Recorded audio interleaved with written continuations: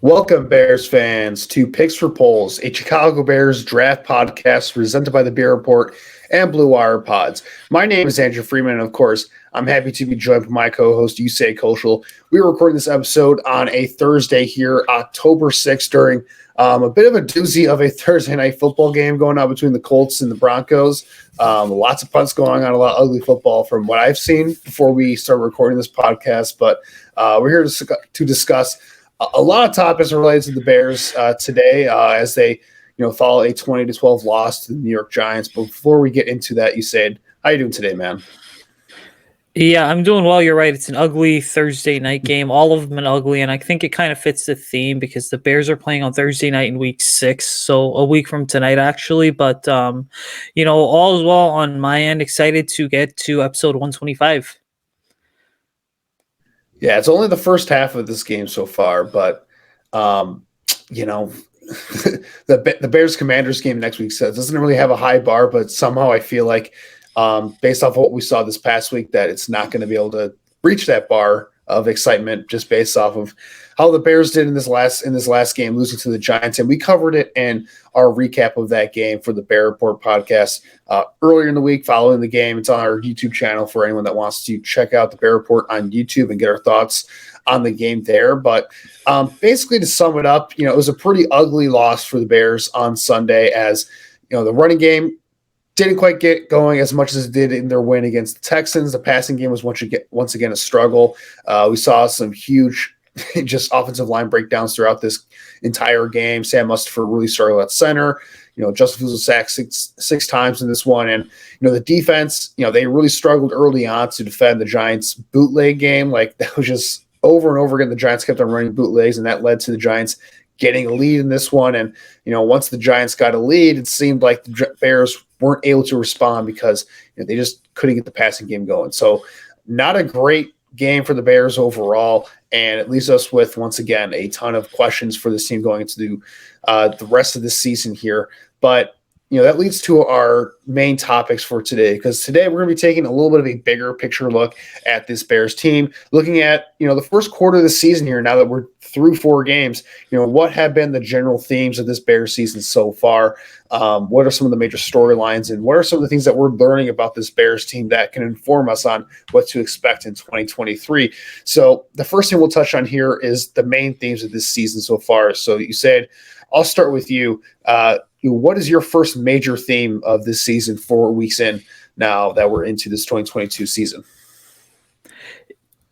Yeah, I think for me, the first major theme is just the simple fact that you're seeing all this youth kind of just stick out if you're the Bears, right? Now, you look at where this team was last year and you realize they had one of the oldest rosters in the NFL, but even that number, you kind of had to take with a grain of salt because there was this perfect mixture of veteran as well as young talent. It's just that number was kind of inflated as a result of players like Danny Trevathan, Robert Quinn. You could argue Khalil Mack too, who had turned 30 last year at this point, or I think 31 years old, and then Nick Foles and Andy Dalton, obviously. But you look at the Bears this year, and what you're really seeing is that it's a team that doesn't really know how to play proper football, and they don't know how to play proper football because this is a roster that overwent a massive kind of revamp in the offseason. Some of these guys have been together for a couple of years. Some of these guys are figuring out how to play together. And to kind of sum it up with all this young talent, the Bears have football players, but they don't have guys yet who fit football players and the vision and the type of football players that Matt Eberflus and Ryan Poles want. Yeah, definitely the youth movement has been a huge part of this season so far. I mean, it's a rebuild here. So we knew that there were going to be a lot of new faces here and that the Bears, with their strategy in the draft, with trading down a bunch and getting a bunch of picks, that they were going to go a bit younger. In free agency, they definitely targeted, younger, unproven players to kind of bring in here and give them a chance. So I think the fact that they went younger after years of Ryan Pace and the last regime going older near the end and going much more with a veteran route in terms of their roster construction, just a much older roster at the end of the Ryan Pace tenure than what we've seen so far. And I think it's one of the main positives of the season so far is that, not only do you have a lot of young guys on the roster, but you have a lot of young guys getting playing time. When you look at, this rookie class so far, Jaquan Brisker and Kyler Gordon are both starting on the defensive side of the ball. I expect Velus Jones to ramp up his role now that he's back healthy from the hamstring. And then, you look at day 3 of the draft, Braxton Jones starting at left tackle, Dominique Robinson, making some major contributions as a pass rusher. Like, those are some all positive things. Even if they're not always playing well, the fact that these guys are getting the reps right now, I think that's a big, major part of this season. And really, it's what this year is all about and seeing what the young guys got. For me, I'm touching more on the new coaching staff aspects of this, because I think one of the major themes so far this year has been the conservatism from this coaching staff so far. And you kind of expect this with a defensive-minded head coach coming in here, and Matt Eberflus kind of bringing that old-school Lovie Smith style of defense, that Tampa 2 style of defense, where he's talking about that hits philosophy, hustle, getting to the football, just not taking too many plays off, the fact that they're tracking low-string games and practices and whatnot, like all that, rah-rah, old school type of thinking there. And it's kind of reflected so far in the game management aspect of, where the Bears are at right now too. You look at the Bears as they currently stand right now. I don't think they've attempted a single 4th down. If they have, it's like 1 or 2. But like so far this season, they've been very conservative on 4th down. We saw that reflected in the Giants game where they had a chance to go for it on 4th down a couple of times, and instead they decided to either kick the field goal or punt in those situations. And, we're seeing a lot more in modern football, but teams are being a lot more aggressive on 4th down. So that's something that is, it's something that kind of sticks out to me so far, coming from a defensive-minded head coach. And then, of course, we've talked about it quite a bit, but the offensive philosophy of Luke Getsy right now with going with this run-heavy approach. The Bears are the most run-heavy team in the NFL right now, and it's started to shift over a little bit to them passing the ball more over the last couple of weeks. Now that we've gotten away from, obviously week 1 was that just monsoon of a game against the 49ers where they were going to run the ball regardless in that one because of the weather conditions. But even without the weather conditions so far this year, the Bears have been a super run-heavy team. And, at some points, I get it because the Bears, they have been successful on the ground for the most part this season, but there are definitely times where that run-heavy philosophy has definitely come back to bite them at times. And, it's one of the reasons why this offense so far is one of the worst in the NFL, besides the fact that they can't pass the ball right now. They have the worst passing offense in the NFL right now, but part of that is also because they're so determined to establish the run. It seems like early in these games that they get away from whatever positives they can build off of in the passing game, which leads to a lack of rhythm in this offense so far. So I think the conservatism on this coaching staff so far has been something that has really stood out to me, and it extends to the defense, the offense. It just seems like, there isn't a ton of forward thinking going on, and it does leave, again, it's year 1 of rebuild. We're 4 games in. I don't want to make any rush to conclusions on whether this is a good or a bad thing. But again, when you look at the modern trends of what we're seeing in the NFL in terms of game management and decision-making, it definitely is leaving a little bit to be desired right now from this new coaching staff. Yeah, you're right. And you talked about how the Bears' run game has come back to bite them at times. And I think that's one of my other themes too, is simply the fact that there's just too much inconsistency, right? And I think the inconsistency, when you look at it, ties into the running game, but also the conservative game planning and just the inability to just figure out what the passing offense is able to do. Because if you look at the Bears, right, going into Sunday's matchup against the Giants, they were converting in the red zone about 71% of the time. And the NFL average, by the way, was at that point right around 50-ish%. Now, the Bears went 0 for 3 in the red zone, and boom, all of a sudden, they were at that point, that 71 dropped all the way down to a 50%. So when you look at this team and where they're at, right, the inconsistency, I think, is incredibly maddening because the inconsistency has popped up in the passing game. It has popped up in the offensive line when you're evaluating that entire unit. someone shared something on Twitter today where apparently via ESPN, Jatir Carter, the rookie 6th-round pick, I believe, is now all of a sudden the Bears starting left guard. And Lucas Patrick is being bumped over to center. And I understand people's concerns about Lucas Patrick's hand and why he wasn't able to start. Like, that's completely fair. But also, the Bears had options, right? They could have slid in Lucas Patrick at left guard, let Cody Whitehair play center, and then let Tevin Jenkins slide in at right guard. Because to me, there's absolutely zero reason for Sam Mustipher to even be starting at this point.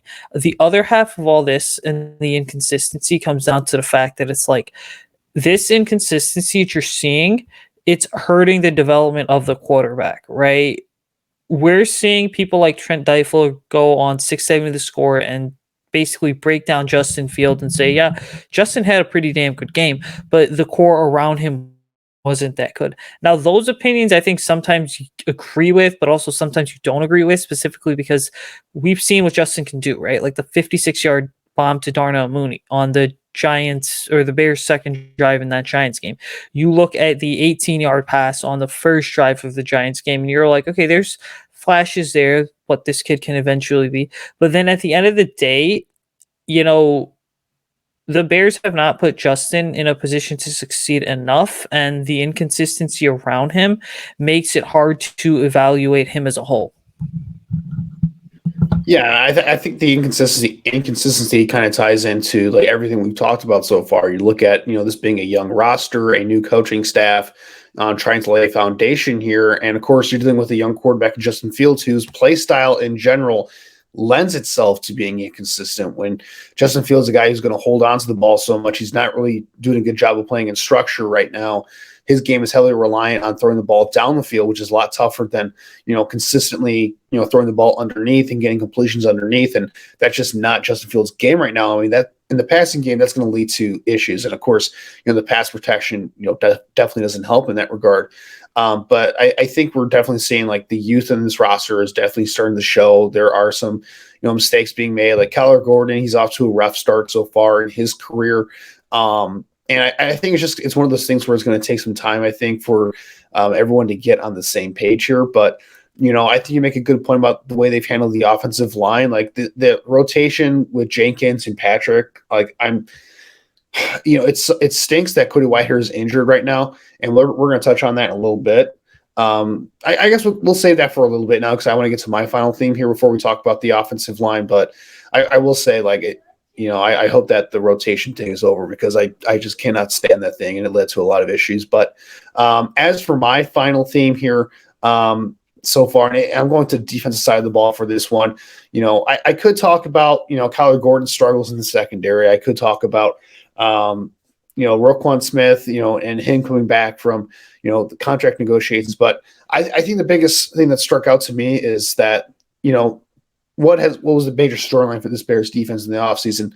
I think the overhaul on the defensive line was one of the bigger storylines from what they did in terms of revamping this roster. Look at trading Khalil Mack, letting guys like Akeem Hicks go in free agency, letting guys like Bilal Nichols go in free agency, releasing Eddie Goldman, moving on from that core of that 2018 defensive front that was so dominant for so many years here. And, letting those guys leave, go out the door, bringing some new guys here. You still have Robert Quinn here, who, the Bears, it remains to be seen like what the offers were, but I would assume there were trade discussions, I'm sure, throughout this offseason on Robert Quinn. They probably had the chance to make a deal there, but, who knows, what the case was there. But, bringing in guys like Justin Jones, you see some young guys coming up like Dominique Robinson, Travis Gibson, Angelo Blackson still here from this past regime. But overall, like when I look at this defensive line, it certainly has been a weakness of this defense so far. Like the Bears, I think they have statistically the worst run defense, if not the worst, like one of the worst run defenses in the NFL right now.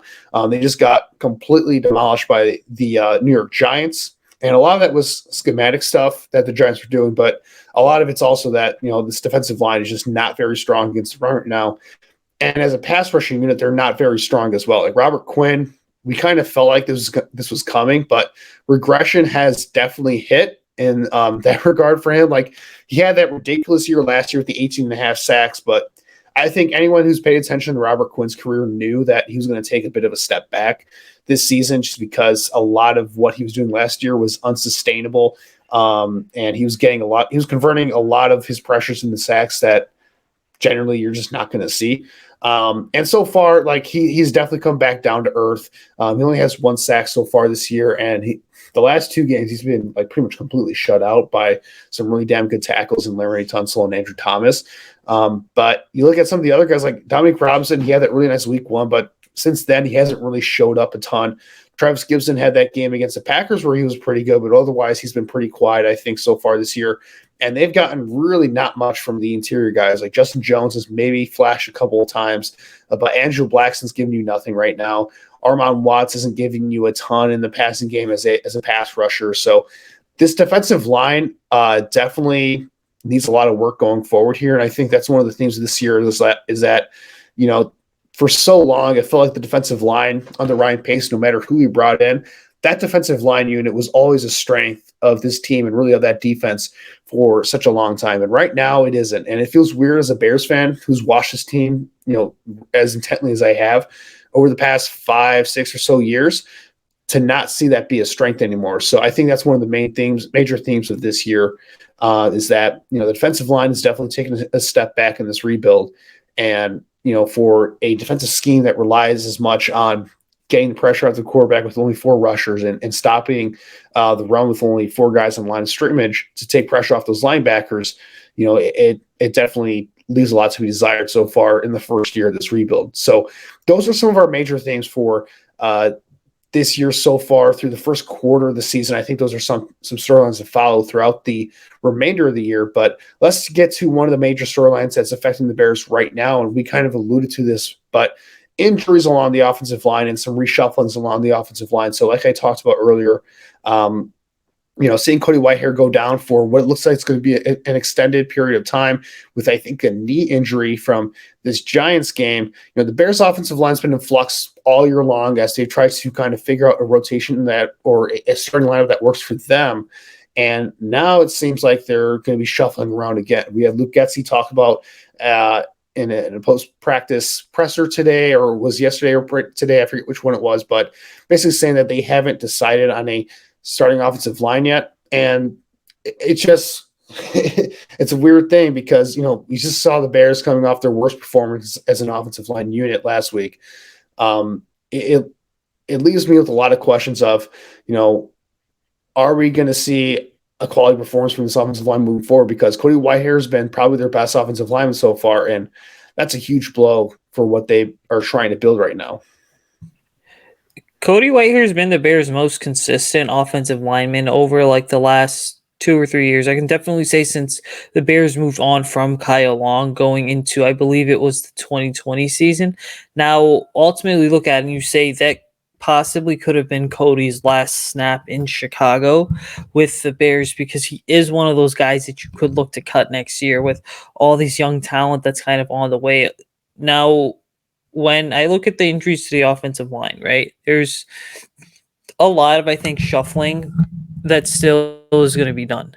And the biggest move I think that has to be made is moving Lucas Patrick to center finally and just benching Sam Mustipher. But then I think you run into a bit of a conundrum, right? Because you know Braxton Jones isn't going anywhere.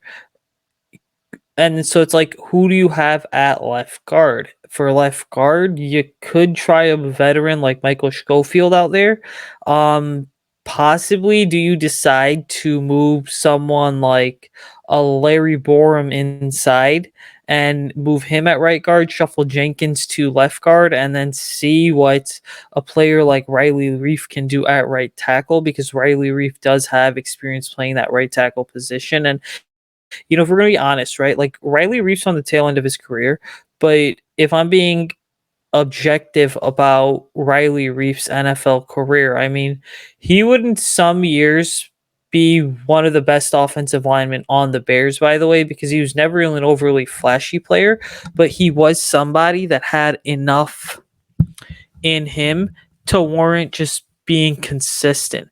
And right now, I think that's the big thing for this team is they need to find a lot of consistency, especially along the offensive line. Because I alluded to it before, and I'm gonna say it again. It's like it almost seems like Justin is playing as bad as he is because he doesn't have confidence in the big boys in front of him to be able to make solid plays and to be able to hold the fort down in both run and pass blocking so that Justin can be the facilitator of the Bears offense. And quite frankly, as a quarterback who's starting his 15th career NFL game, by the way, I think that's really all you can ask from Justin is that don't be a hero, just be a facilitator.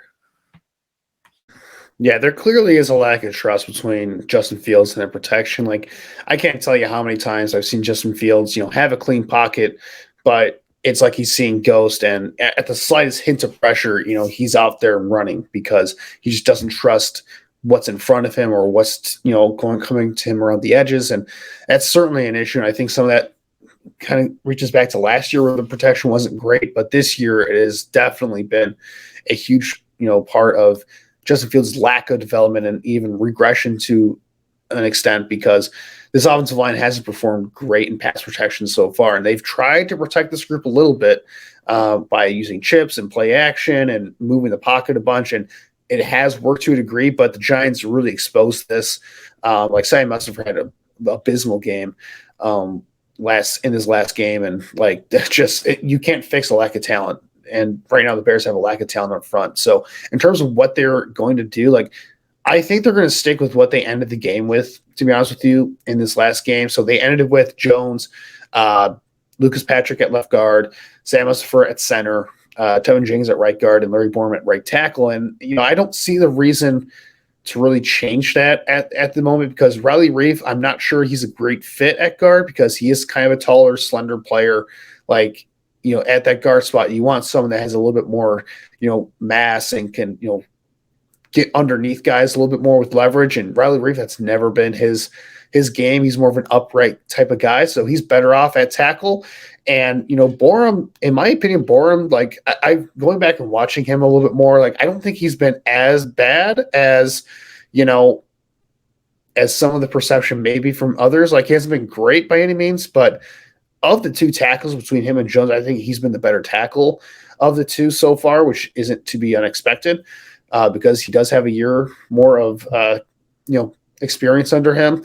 Jones has definitely been inconsistent, but they've already committed to him. And again, it's a rebuilding year, so why not give Jones as many reps as possible? And the only issue with me when it comes to Jones is that they're not protecting him enough with chips and double teams and whatnot. So that's my main issue with Braxton Jones is you see some flashes from him, but there's going to be inconsistencies for him in year one. Again, in terms of what's on the roster right now, I just don't know what the better combination is because as bad as Sam Mustipher has been, I don't know. I just don't know if there's a better option at guard right now between, Patrick and I guess they could put Tyree Carter, but you mentioned the ESPN thing, I'm taking no stock in what anything that ESPN puts out there in terms of depth charts because ESPN has no clue on these things. I'm just being honest. I don't think they have any clue what's going on, really. But I think what they're going to end up doing is what we saw at the end of the game. Again, like I kind of said before, the only positive from this Cody Whitehair injury situation is that we finally get to see the stop of this really stupid and boneheaded coaching decision to have this rotation at right guard that leads to a lot of the inconsistency that you talk about because you're switching Lucas Patrick and Jenkins every other possession. And it's after a while, it's offensive lines, they need that continuity together to, really find that trust with each other and find that chemistry. And if you're constantly switching them in and out, especially when Tevin Jenkins has been by far the better of the two, Patrick has been so porous at times with his pass protection and his run blocking hasn't been nearly as good as Tevin Jenkins. So it's one of those things where the coaching staff clearly loves Lucas Patrick because Getsy has that relationship with him. And for whatever reason, it seems like this regime is just trying to find any excuse not to like Tevin Jenkins for whatever reason, even though Tevin Jenkins is probably their most talented offensive lineman. And it's just bizarre because you hear comments about Eberflus saying oh, well, Tevin Jenkins isn't having the greatest practices on Wednesday. It's like, okay, like, but I don't care how he practices on Wednesday when he's clearly your better option at right guard on the games on Sunday, like clearly better than Lucas Patrick. So like, this isn't high school anymore. Like, this is the big boys. This is the NFL. Like, it's about who gives you the best chance to win football games on Sunday, or who's your better player on Sundays. And Jenkins is their best right guard right now. So I don't, it's just a BS excuse. Like, I don't understand that, but I mean, that's how they want to handle this, I guess. But yeah, I mean, hopefully they stop that moving forward, and we just see a rotation of just, or a starting lineup of just 5 guys, and just keep it at that. But, one more injury and things can get rough here, because the depth of this unit was already bad. And I think it's getting exposed right now. One more injury and things can get really ugly here. Yeah, it's look, like, you look at the 4 day 3 draft picks that the Bears made at offensive line, and you're almost like, Ja'Tyre Carter, Doug Kramer, and Zach Thomas have not really even been much factors. They weren't necessarily guys who impressed throughout training camp.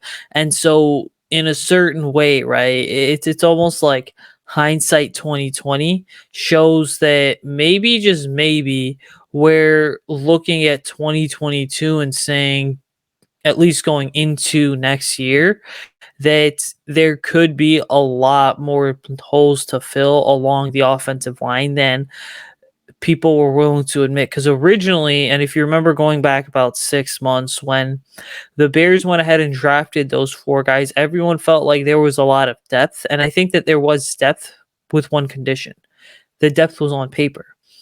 Now we're seeing the Bears don't really have much of depth at really any position on offense outside of running back. Yeah, I mean, we kind of, again, like, for anyone who thought that, like, the Bears had significant more depth because they made a bunch of day 3 flyers, like, on the offensive line, like, I'm all for making day 3 flyers on the offensive line. It's good to take as many swings as possible at that position, but, like, relying on Ja'Tyre Carter, Doug Kramer, Zach Thomas, and even Braxton Jones, who has stepped up so far this year, but expecting any of those guys to do anything as rookies, like, that's a very, very high bar, I guess, to fulfill there, because most rookie offensive linemen struggle, especially day 3 picks. And I mean, those are, just swings at the draft pick there that, you hope it works out, but there's no guarantee that a 6th-round pick is going to work out. So, I mean, it goes back to the lack of investment in this unit in the offseason. Like, entirely relying, if you as an NFL team builder is relying solely on, 6th-round draft picks to fill your depth on the roster when it comes to the offensive line, then you've done a poor job of building the offensive line, in my opinion, because that's just not a way to do it. Like, it's fine to take those swings, but you should be constantly trying to add depth and experience to that unit as much as possible, especially in a position like the Bears, where, offensive line is definitely a huge part of Justin Fields and his development. But I mean, that's clearly not the focus for this Bear regime in year 1 of this rebuild. So there's not much we can say right now about, the talent on this offensive line right now. It is what it is. Like, this roster is what it is. Maybe I guess if they want to move Lucas Patrick to center, like Michael Schofield's still in the roster, so he could maybe give him a try at left guard. They brought in Alex Leatherwood from the Raiders, so maybe they try him at left guard. I'm just throwing some options out there that the Bears could try. I don't see them doing that necessarily, but going forward, like, the offensive line, it's an issue. It's going to be an issue. And, hopefully they figure some things out over the next few weeks that Cody Whitehair is out. And then when he comes back, it's a seamless plug and play. And this Bears offensive line can hopefully start to play better over the next few weeks, because, man, I mean, they're going to need to, because they're going up against some really dang good pass rushes coming up soon. When you look at, the Vikings have those edge rushers and Daniel Hunter and Darius Smith. The Cowboys are coming up when they have probably the best pass rush in the NFL. The Commanders have some pass rushers that can get after the quarterback. So it's going to be some tough sledding for this Bears offensive line over the next few weeks. But moving on to our next topic here, let's talk about, going big picture again. We talked about some of the major themes from this season so far, but, what is one thing that we have learned from this Bears team that we think will shape how they approach 2023? Usayd, I'll start with you. What's one thing that you learned about this Bears team that you think is relevant for next year? It's certainly such an intriguing question to ask, and I look at where the Bears are at. I've touched on the inconsistency as well as the youth movement, but I think one of the things I've learned is that it could take possibly more than one offseason to be able to even get the Bears offense back to being competitive or being one of the best units in the league. And the reason I say that is because if you look at the 2023 offseason, right? What happens in 2022 shapes what happens in 2023. Next offseason, though, everyone's talking about the fact that the Bears have six draft picks, including a first rounder. Everyone's talking about the fact that the Bears have upwards of $100 million in cap space, but you have to take that with a grain of salt. And you have to take the cap space with a grain of salt because the Bears don't have, 53 guys on the roster for next year. Now can they create another 20 to 30 million as a result of certain cuts like Robert Quinn as well as Cody Whitehair? Yes, they can. But then again, I think the other half of all this comes down to the fact that there's these players like a Darnell Mooney or a Jalen Johnson, even David Montgomery, Cole Kmet, right? That are all going to be extension eligible. And then you factor that in with could the Bears decide to go ahead and retain some of their own free agents like a Nicholas Morrow? Another player that's up for an extension is Roquan Smith. So the thing is what we're seeing this year is that Ryan Poles' teardown in 2022 means the pressure's fully on him in 2023. And I say the pressure's on him in 2023 because there's been a lot of fans that have kind of given Poles a hell of a lot of slack on social media over the last basically 3 to 4 days, saying that it's not his fault that the roster is the way it is right now. He inherited this mess from Ryan Pace. And there is truth to that, right? Like, yeah, Ryan Pace didn't leave you with a first round pick, but not every situation is going to be perfect in terms of draft capital. Yeah, Ryan Pace basically had all this dead money that you're basically forcing the Bears to pay off because of overpaying for guys like Nick Foles and Danny Trevathan. But then also at the end of the day, like, you got rid of them, right? And the moment you hired Ryan Poles, you basically, as an organization, said, this is not Ryan Pace's team anymore. This is more so Ryan Poles' team, and it's Poles' job to do whatever he pleases. And so if Poles falls short next year, which I think he's got at least 4 years here in Chicago to prove himself, then I think what will happen is there are going to be chants that are growing louder and louder and louder because people are going to say, hey, you literally purged the roster your first offseason here, and you've come up short in your second roster when you had more than enough tools and resources to be able to deliver and deliver at a high level. Yeah, I mean, ultimately with any NFL GM, like you have to give them at least 3 years before fully evaluating what they or how they've done at the job.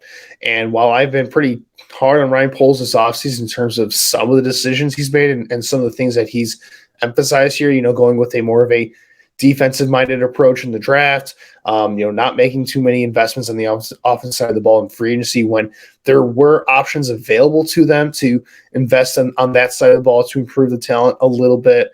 How conservative they have been. Like, I get resetting the cap space situation, but some of the decisions like holding on to Robert Quinn as long as they did, like, again, it takes two to tango in those situations, but I feel like they could have gotten a draft pick for Robert Quinn.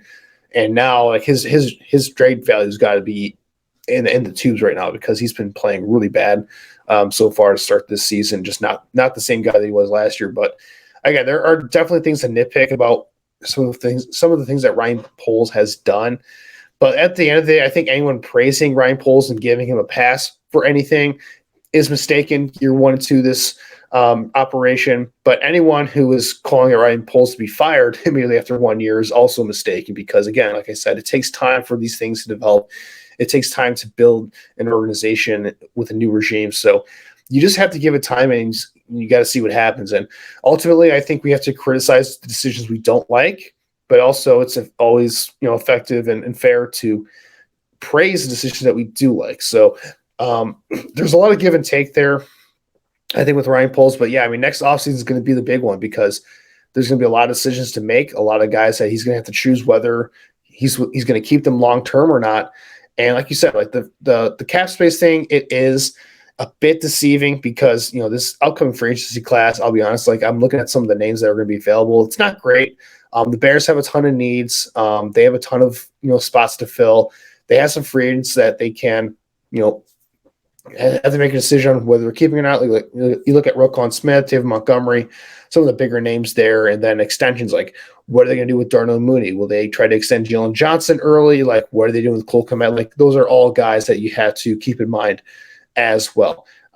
When I look at the one thing I've learned from this Bears team so far is that, if I've learned anything, is I've learned that, Justin Fields' future in Chicago may not be as, concrete and safe as I thought it would. Like going into this year, I thought for sure that, Justin Fields at the very least would, get this year and next year with this new regime. And then they would, then we would start to see, some of the questions come of, do the Bears build around Justin Fields moving forward? Is he their guy, et cetera, et cetera.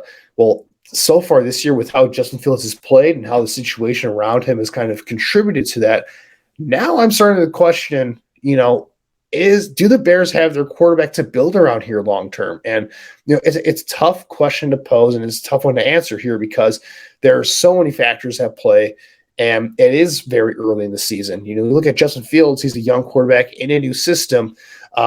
Still working out the kinks here, still trying to get a chemistry with all the new faces around him, but how much value is there in that chemistry when a lot of these guys, you look at Equanimeous St. Brown, Byron Pringle, Dante Pettis, guys that aren't going to be long-term pieces for this team moving forward because they just aren't good players at the NFL level. We've already talked about the offensive line ad nauseum here today. It's just one of those things where, if you're asking me how I feel about Justin Fields now compared to what I did in the offseason, like, in the offseason, I felt confident that Justin Fields was going to be the guy it might take some time, but that they would get through this year. It might be a struggle at times, but that we would see consistent development throughout the course of the season, that he would get better, and that by the end of the year, you would feel at least good enough to say that, okay, the Bears, should have enough information to say that, okay, let's give him some weapons next year. Let's build this offensive line next year and give him a fair chance to really evaluate whether he's the guy or not. And so far, his play has been so bad this year that I'm just like, me personally, I think I would stick with Justin Fields next year just because I don't think they're going to be in a position to, get a guy to upgrade at that spot next year. And I don't want to go the veteran route. And, there are some rookie quarterbacks that we can talk about a little bit here. But ultimately, like, his play on the field has not been good enough, I think. And with Ryan Poles being a new GM here, is he going to look at that and say, okay, we got to move on and try to bring another guy? And, you look at some of the guys we talked about, like CJ Stroud, Bryce Young, and Will Levis has really started to come out draft boards for a lot of people. So it's one of those things where, I don't want to have this conversation. I don't want to start doing this early on, but do I need to start putting my attention towards watching these young quarterbacks more this upcoming year because the Bears might have a quarterback problem? And I hate to say it because I love Justin Fields and I love his potential here, but it's one of those things where it's a tough situation because his play hasn't justified getting another year so far. But at the same time, the situation around him is so bad that, like, I don't want to put it all on him because there are so many factors right now that are just a mess for this Bears offense. You're right. And I want to touch on the topic of possibly drafting another quarterback. I think so. Could you do it next year? Yeah. But then again, you're almost like you're resetting and reopening a window that hasn't even been opened yet, if we're being honest. And what I mean by that is you could draft a QB next year and then trade away Justin Fields and make that QB your main project moving forward. But then again, the question of is the roster still good enough? Because we don't know what's going to happen in terms of the roster outside of QB next offseason. Is that roster still going to be good enough? Teams typically have always used the rookie contract to kind of build up an entire roster. And then a mass roster purge happens when that kind of QB is able to go ahead and basically earn that second contract and just take massive steps forward. If you were to ask me what I think the Bears should do with Justin Fields next year, I'm going to tell you the same thing. There's no point in you going ahead and moving on from him in 2023. It just makes more sense to keep him on your roster in 2023, see what you're able to do. And then if he still continues to struggle, that's when you decide to go ahead and say it's time to move on. And what's the advantage of that? So we don't know what the class of 2024 is going to look like. But we do know that this is still going to be a young team going into 2023 and all throughout the 2023 season. So the Bears will have a chance to have had a full off season to shore up the roster around the quarterback. And then going into 2024, they'll have more additional assets, and then they can kind of say, let's get serious about taking a quarterback here. I think that just makes logically the most sense rather than doing it the other way around, which is opening a window that's not really open, that you hope is going to open as a result of having a rookie quarterback on your roster. Yeah, I kind of feel the same way that you do. Like ultimately, like in an ideal world, I think the best case scenario is Justin Fields, shows enough signs of progress this year that the Bears feel confident enough to say, like, okay, maybe we don't feel like he's 100% the guy, but we like what we saw at the end of this year. Let's get him some weapons. Let's get him an offensive line that's competent, and let's see what he can do then and evaluate what he is in a better situation. And hopefully he can take that next step in a better situation, because right now he's not in a position to succeed in the current spot that he's in.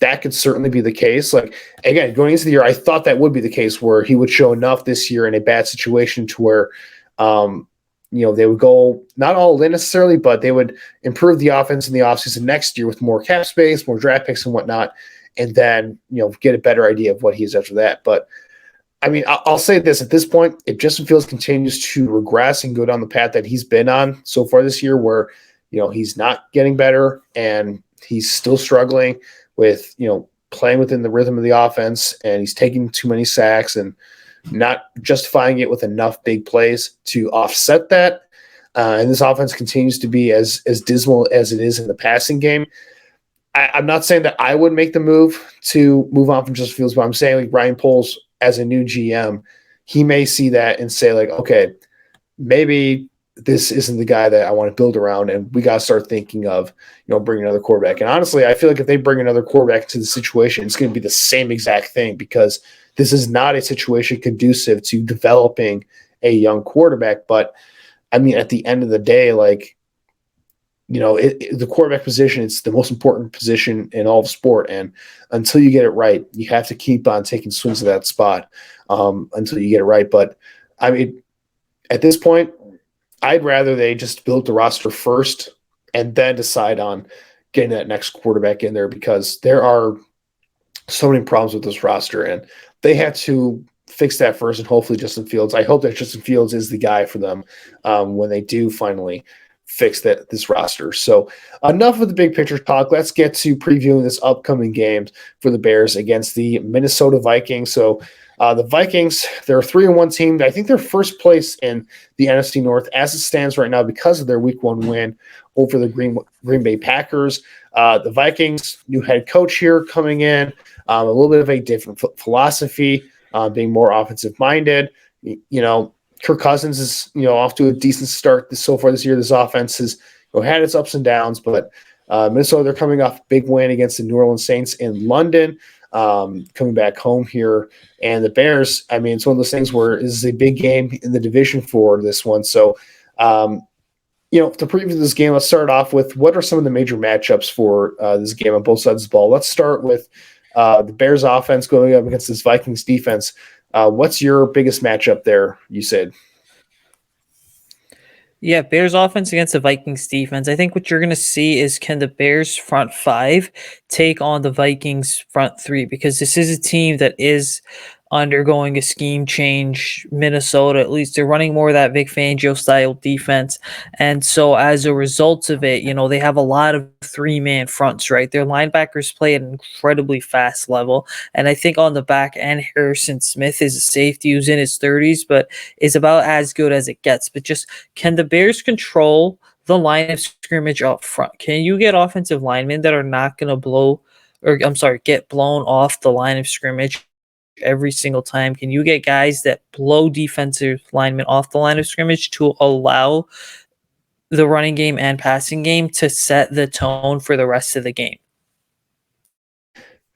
Yeah, I think the run game is a key part in this one, a key matchup for this Bears offensive line. But I think the tackles going up against Danielle Hunter and Zadarius Smith is going to be a big matchup as well on the offensive side of the ball, because Danielle Hunter, he's struggled with injuries the last few years, but when he's on the field, he's probably a top 10 edge rusher in the game, and the same goes for Zadarius Smith as well. And the thing with Zadarius Smith is he's a guy that can move all across the line in their pass rushing packages. So, how do they handle a versatile player like Smith, going all the way across the line? We talked about the struggles of Mustafa and Patrick in pass protection. I have a feeling that Zadarius Smith, there's going to be multiple instances on, obvious passing situations where they're going to line up Smith on one of those two guys, and they're going to have to make that block one-on-one. And, it's so far they haven't been able to show to me that they can hold up in those situations. So that's kind of a matchup that I'm looking forward to seeing, is how does the offensive line handle that matchup of Zadarius Smith being that versatile chess piece for the Vikings pass rush. Defensively, I'll start off here, Usayd, for my matchup. I think the biggest one for me is I'm looking at the edge rushers here for this Bears team. And I look at the offensive tackles that the Vikings have. Christian Darrisaw on the left side. He's had a really good start to the year, a second-year offensive tackle who was a first-round pick of the Vikings last year. He's looked really good so far. That's going to be the matchup for Robert Quinn. So, I have a hard time seeing Quinn taking advantage of that matchup too often, because Darrisaw has been very good so far.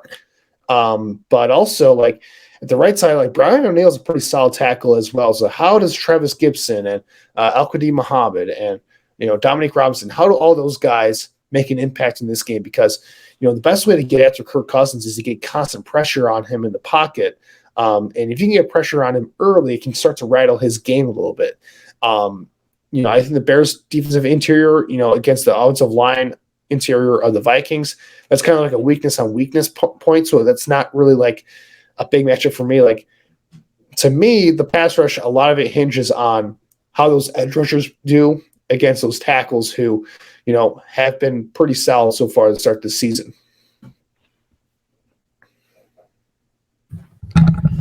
Yeah, I think when you look at the Minnesota Vikings tackles, right, they've invested in that position. It's very clear. I mean, Christian Darrisaw was a 2021 first-round pick. You're right, as you touched on it earlier in the podcast. So, the lack of pass rush is quite maddening, if we're going to be honest, when it comes to this Bears team.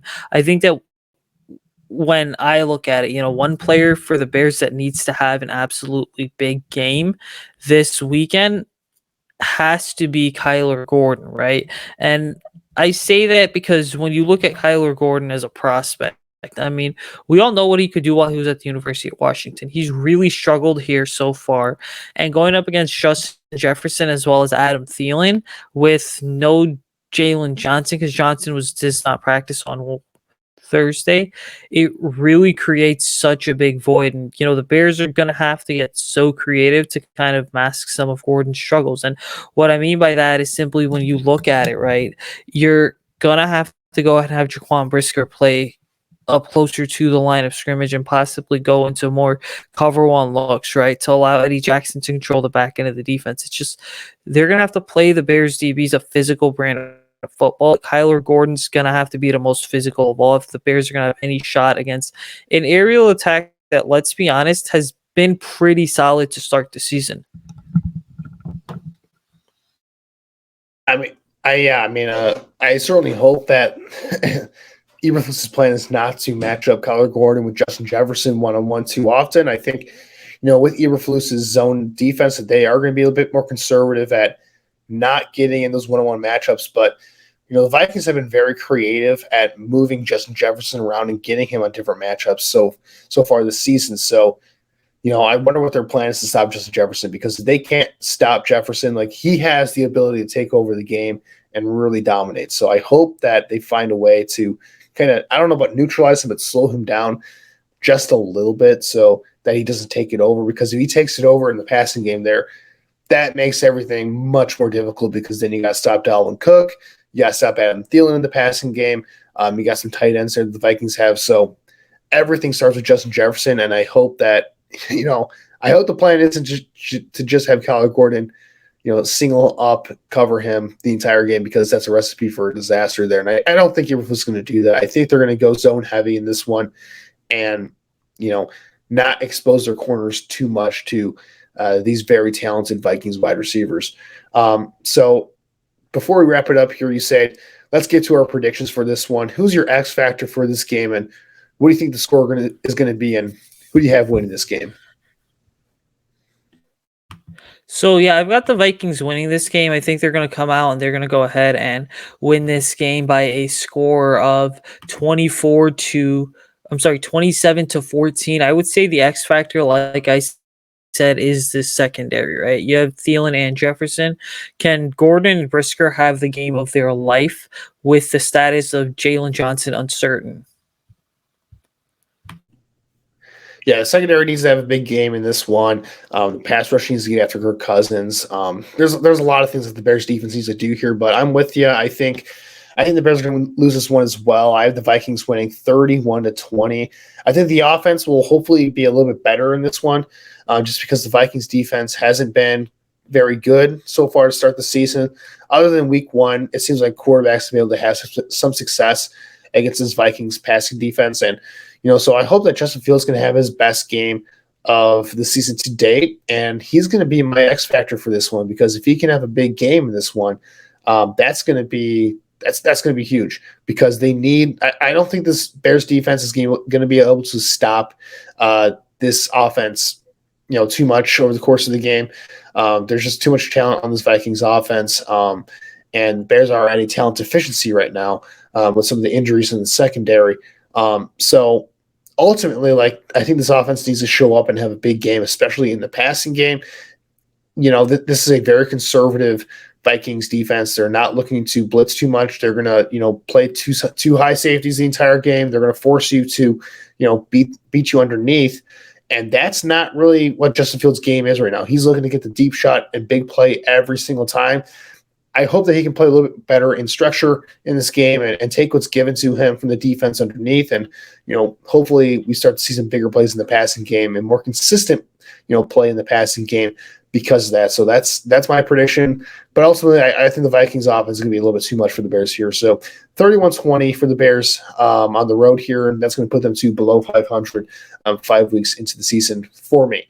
So with that said, that's going to wrap it up for us here at the Picks for Polls podcast here at the Bear Report and Blue Wire Pods. Make sure to like, rate, review, and subscribe to the Bear Report and Blue Wire Pods as well.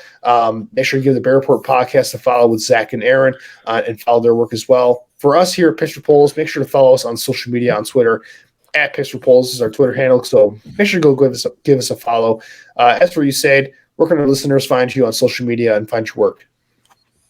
Yeah, guys, you can follow me on Twitter at Usayd Koshul. That's my Instagram too. You can check out my work on the Bear Report. I just dropped it's been about a week, but I dropped a 2023 NFL mock draft, a Bears edition. So I'm going to be dropping one the last Friday of each month over the next couple weeks here. Absolutely. Make sure to go check those out by Usayd for some mock draft content. As for me, you can find my work on the Bear Report as well. You can follow me on Twitter at AJFreeman25. As far as my work as on the Bear Report goes, make sure to keep track of my Tracking the Trenches series going over the Bears' offensive line and defensive line play. I have a lot of fun writing up that series every single week. It's really fun to dive into the film and look at the pass rush and pass protection and see how those guys are doing in the trenches, because it's an aspect of play that can often be overlooked, but it's a huge part of determining the outcomes of these games. And it's one that I think a lot of Bears fans appreciate. And it's one that I have a lot of fun putting together. So make sure to check that out on the Bear Report as well. But as for us here, that's going to do it for us here at Pittsburgh Polls. Again, we've covered a lot of ground today, but at the end of the day, we're all hoping for a Bears win here on Sunday, a big division game in the NFC North. And hopefully next week we're talking about a Bears win with you guys. But until next time, Bears fans, have a great weekend and bear down.